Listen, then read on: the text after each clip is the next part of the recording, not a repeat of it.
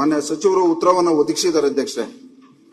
ಆದ್ರೆ ಆ ಉತ್ತರ ನಾವು ಕೇಳಿರ್ತಕ್ಕಂತ ಪ್ರಶ್ನೆಗೆ ಸಮಂಜಸವಾಗಿಲ್ಲ ಅಧ್ಯಕ್ಷರೇ. ಮಾನ್ಯ ಅಧ್ಯಕ್ಷರೇ, ಇಲ್ಲಿ ನಮ್ಮ ಶಿಡ್ಲಘಟ್ಟ ವಿಧಾನಸಭಾ ಕ್ಷೇತ್ರದಲ್ಲಿ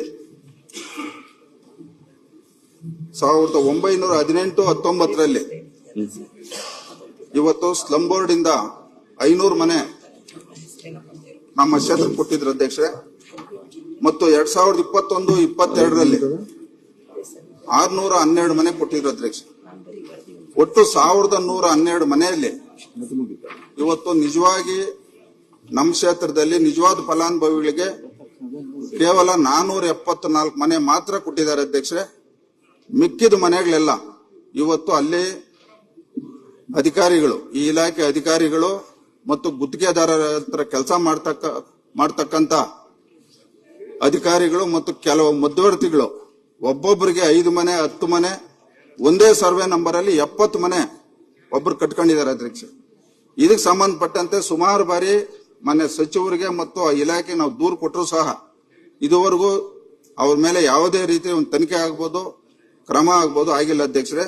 ಮಾನ್ಯ ಸಚಿವರು ಇವತ್ತು ನಮ್ಮ ಕ್ಷೇತ್ರದಲ್ಲಿ 40,000 ಜನಸಂಖ್ಯೆ ಮುಸ್ಲಿಂ ಸಮುದಾಯದ ಮತದಾರರಿರ್ತಕ್ಕಂಥ ಕ್ಷೇತ್ರ.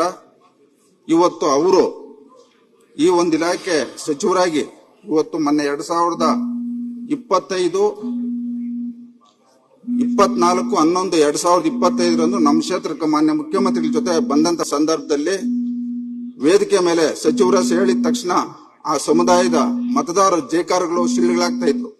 ಆದ್ರೆ ಇವತ್ತು ಆ ಸಚಿವರು ಆ ಸಮುದಾಯದವರಿಗೆ ಇವತ್ತು ನಮ್ಮ ಕ್ಷೇತ್ರದಲ್ಲಿ ಬಹಳಷ್ಟು ಅನ್ಯಾಯ ಆಗಿದೆ.